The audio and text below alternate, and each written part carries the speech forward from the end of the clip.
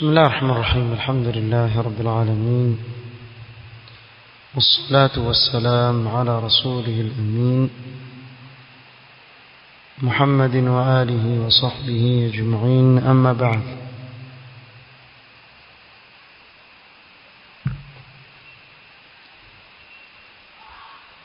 Ikiwa ni usiku wa tarehe 5 mwezi wa Shaaban mwaka wa 1440,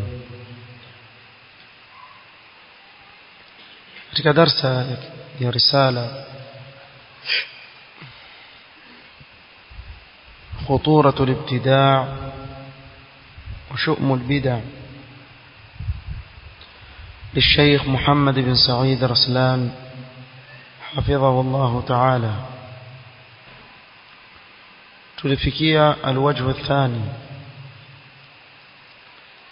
tuendelea kutaja shari zinazopatikana ndani ya bid'a kuwa ziko kwa njia mbalimbali.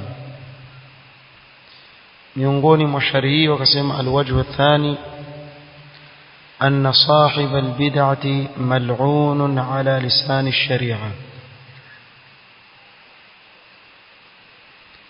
mzushi amelaaniwa kwa ulimi wa sharia. قال صلى الله عليه وسلم وذكر المدينة النبوية كيتاج المدينة النبوية زادها الله تعالى شرفا، ولا يحدث فيها حدث،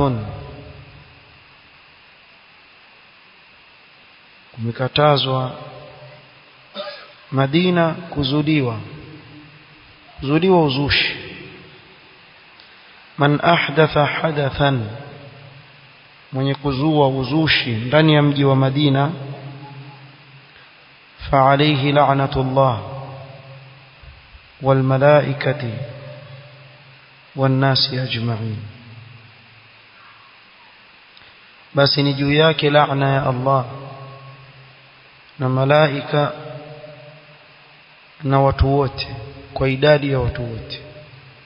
Allahu akbar. في رواية من أحدث فيها حدثا أو آوى محدثا، mwenye kuzua ndani yake uzushi au akampokea na kumficha mzushi. الحديث وعد من الإحداث، نيكسبيك كوني katika kuzua ihdath alistinanu bisunnati su'in lam takun, mtu kufanya au kuleta njia mbovu ambayo haikuwepo. وقد ذكر الحافظ في الفتح كلاما لابن بطال أفاد عموم الحديث. الإمام الحافظ ابن حجر رحمه الله katika al-Fath amenukuu maneno ya Ibn Battal ambayo yatupa faida ya kuenea kwa hadithi. Bimaana hii hadithi haikusudii Madina peke yake. وعلل تخصيص المدينة بالذكر، kisha wakataja illa. Ibn Battal akataja illa na sababu kwa nini imetajwa Madina, pamoja na kuwa hii hukumu yaingia katika miji yote. Faqala, akasema dalla alhadithu ala anna man awa ahla almaasi annahu yusharikuhum fil ithm. Hii hadithi ni dalili ya kuwa mwenye kuwaweka watu wa maasi akawahifadhi, basi ni shirika na wao katika madhambi wanaoyafanya. fa inna man radiya fi'la qaumin wa 'amalahum iltahaqa bihim, mwenye kuridhia kitendo cha watu, vitendo vyao, basi huyu atawafuata wale watu. walakin خصت المدينة بالذكر لشرفها lakini hapa imehusishwa Madina kutajwa kwa sababu ya utukufu wake likauniha mahbit alwahy wa mawtin ar-rasul alayhi الصلاه والسلام kwa sababu ndiyo sehemu miongoni mwa sehemu iliyoshukia wahi na ndiyo nchi aliyoishi mtume sallallahu alaihi wasallam bali amezikwa katika mji huu wa minha intashara ad-din fi aqtar al-ard na kutoka hapo ndiyo ile nuru ya Uislamu ilitoka na kuenea katika ulimwengu mzima fakana laha bidhalika mazidu fadlin ala ghayriha kwa sababu hiyo mji wa Madina ukawa na fadhila ya ziada juu ya miji mingine lakini haijamaanisha kuwa katika miji mingine unaruhusa kuzua la kote haifai na Madina ni zaidi kwa hivyo anayezua uzushi au kumweka mzushi na kumuhifadhi فعليه لعنة الله الملائكة والناس أجمعين كما alivyoeleza Mtume sallallahu alaihi wasallam na kwa kweli mtu kusikia maneno kama haya yamtosheleza kuogopa sana jambo la uzushi katika dini usibahatishe katika dini yako kuwa na uhakika katika kila ulichokifuata kiwe ni kile alichokuamrisha Mtume sallallahu alaihi wasallam kinyume na hivyo utakula hasara wal iyad billah قال الوجه الثالث أن الموقر لصاحب البدعة معين على هدم الإسلام من kumtukuza na kumheshimu mzushi asaidia katika kuvunja Uislamu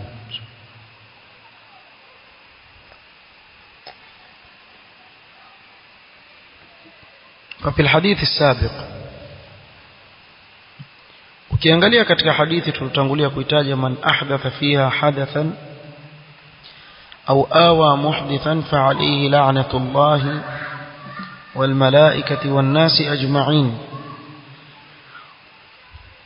فالإيواء يجامع التوقير kule kumpokea kumuhifadhi kuwa naye yakusanya ndani yake kumaadhimisha na kumheshimu wadhālika li'anna al-mashya ila sāḥib al-bid'ati wat-tawqīra lahu ta'dhīmun lahu li'ajli bid'atihi hii ni kwa mtu akienda kwa mzushi akawa aelekea kwake akawa amtukuza kule kumtukuza kwake ni kwa ajili ya ile bid'a aliyopewa si kwa ajili ya chochote والشرع يأمر بزجره وإهانته وإذلاله بما هو أشد من هذا na sheria yatuamrisha sisi kumkemea na kumdhalilisha na kumtweza mtu wa bid'a bali kwa mambo makubwa kuliko haya fasara tawqiruhu sududan 'anil 'amali bi shar'i al-islam ikawa kule kumtukuza mtu wa bid'a ni kama kizuizi kutokamana na kutendea kazi sheria ya Kiislamu inayotuamrisha tusimadhimishe tusimkuze bali tumkemee kwa bid'a alizozifanya na awe atawekwa nafasi yake kwa hakuna mtu amsikiliza wala kumfuata kwa hivyo kule kumuhifadhi na kule kumheshimu na kumnyanyua na kumpa taadhima ni jambo linalotuzuia sisi kutekeleza namna sheria ilivyotuamrisha Kiislamu wa iqbalan ala ma yudaddu wa yunafi na ni kuelekea katika kile kinachokwenda kinyume na sheria kinachokhalifu sheria walislamu la yanhadimu illa bitarki al'amali bihi والعمل بما ينافيه. na Uislamu hauvunjiki isipokuwa kwa kuacha kuutendea kazi na kufanya kinachokwenda kinyume na Uislamu. وأيضا فإن توقير صاحب البدعة مظنة لمفسدتين تعودان على الإسلام بالهدم. كذلك كلكم تكوزا mtu wa bid'a ni jambo ambalo limebeba ndani yake mafsada mawili yanaorejea katika kuuvunja Uislamu. Ihdahuma, mojawapo wa mafasid mabaya yaliyoko ndani ya kitendo, iltifatul juhali wal ammati ila dhalika at-tawqir fayataqiduna fil mubtadi'i annahu afdalun nas. watu wasiojua, wajinga na awama nnas, wakiona namna unavomtukuza yule mtu wa bid'a, wataitakidi kuwa huyu mzushi ni miongoni mwa wabora katika watu, wa anna ma huwa alayhi khairun mimma alayhi ghayruhu, na kuwa kile alichonacho katika uzushi ni khairi kuliko kile ambacho wengine wanacho, pengine ni sunna. فيؤدي ذلك إلى اتباعه على بدعته دون اتباع أهل السنة على سنتهم. na hii itapelekea watu katika kumfuata yule mzushi katika uzushi aliokuwa nao, pasi na kuwafuata ahli sunna katika sunna walioibeba na kuieneza. na subhanallah, tulikuwepo na baadhi ya ndugu zetu mpaka waliwahi kufikia, kuna wakati tukitoka na wao da'wa safari, mpaka wakafikia wasaidia wakati mwingine katika kusomesha misikitini. Kisha ghafla wakaanza kukaa katika vikao vya watu wa bid'a wanaodhihirisha kuwa ni katika watu wa sunna, kukaa katika vikao vyao.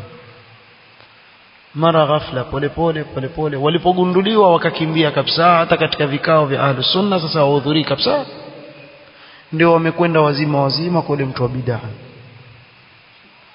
polepole kumheshimu, mpaka na awamu wasema jamaa yenu fulani bwana shamnunua bwana hivi, yani wafanye mpaka wafanya mzaha. Subhanallah, wallahi ukiona mifano kama haya, ukisoma maneno ya salaf washtuka. Ni kweli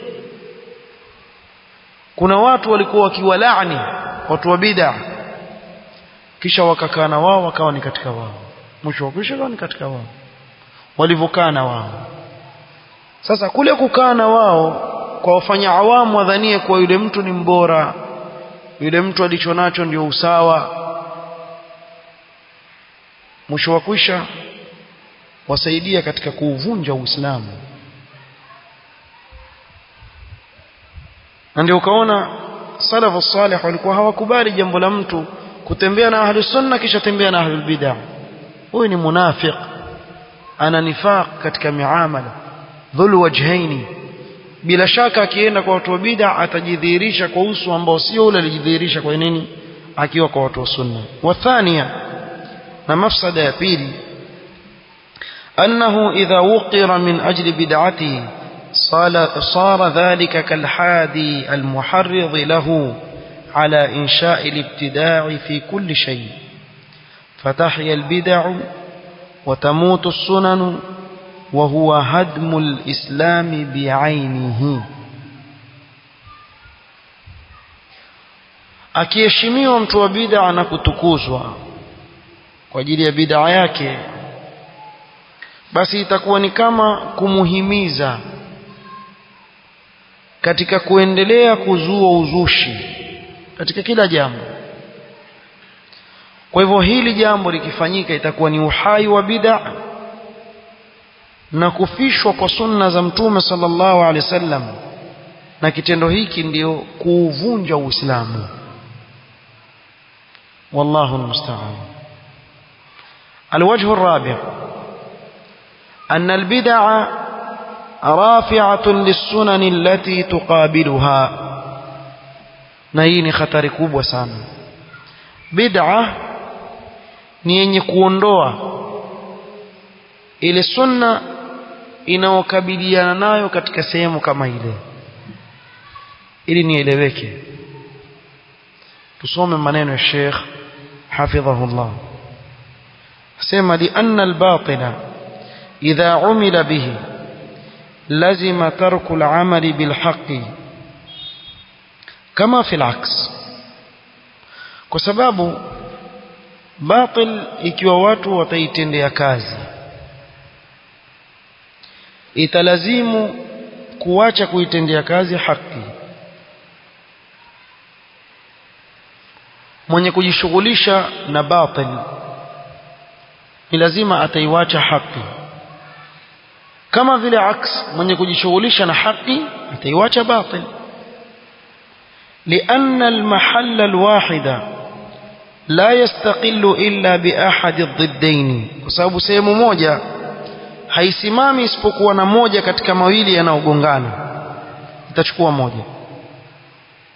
عن ابن عباس رضي الله عنهما قال ما يأتي على الناس من عام إلا أحدث فيه بدعة.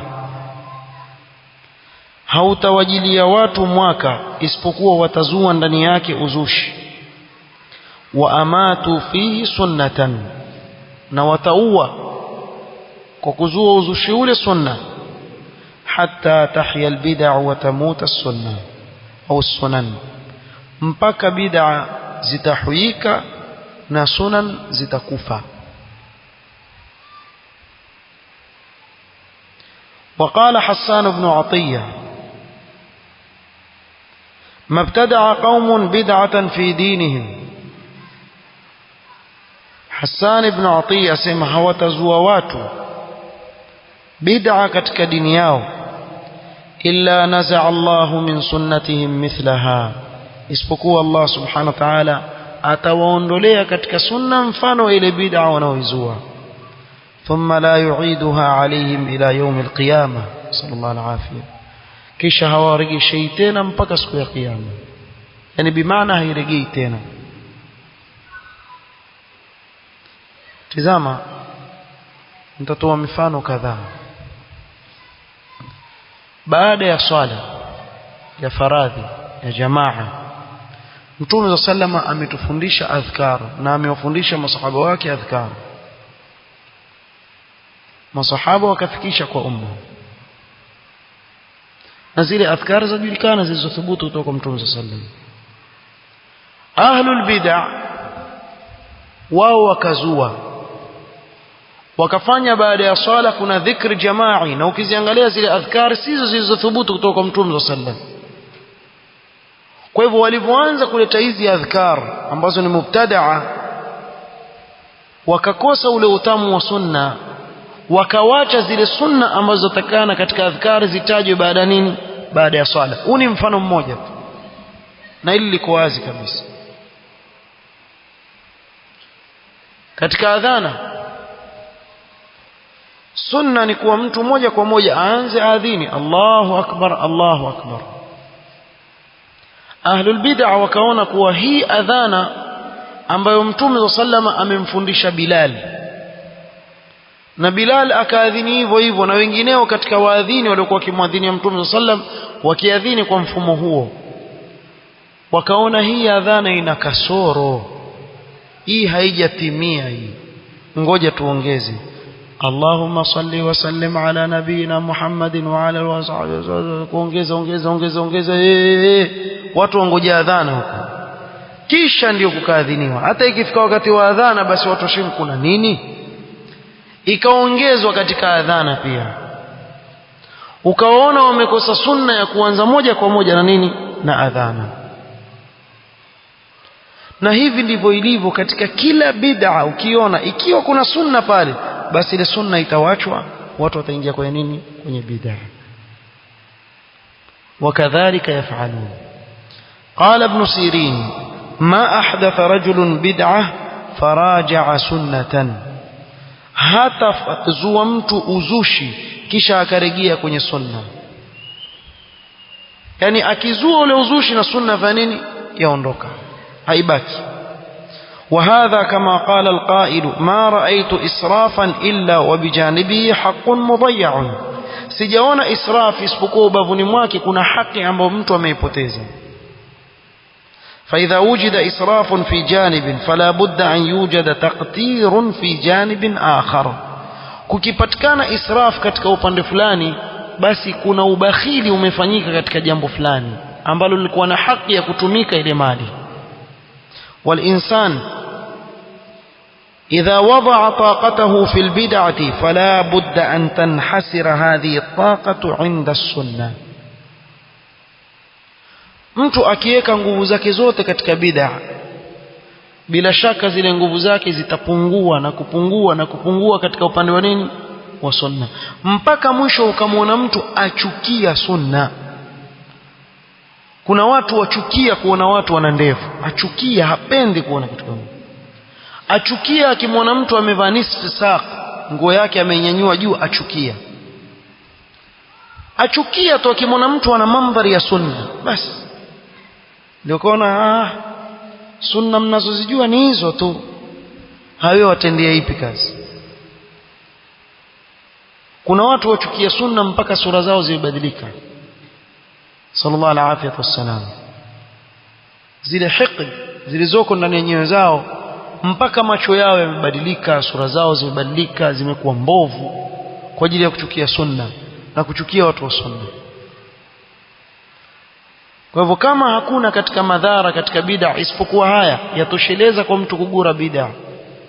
Kwa kila unapozua bid'a na kuna sunna ambayo iko kinyume na bid'a katika sehemu kama ile, ya nini yaondoka, wa hakadha. Na hii mifano yake iko mingi sana, mifano yake iko mingi sana, wallahu almusta'an. Nanyi mwaona kila ukimwona mzushi amezua bid'a fulani, utaona kuwa pale lau kama angelifanya sunna angeliipata sunna fulani iko pale, lakini yeye akazua nini bid'a. Sallallahu alaihi wasallam, wallahu almusta'an. نكتفي بهذا القدر والله تعالى أعلم. سبحانك اللهم وبحمدك أشهد أن لا إله إلا أنت أستغفرك وأتوب إليك. بارك الله فيك.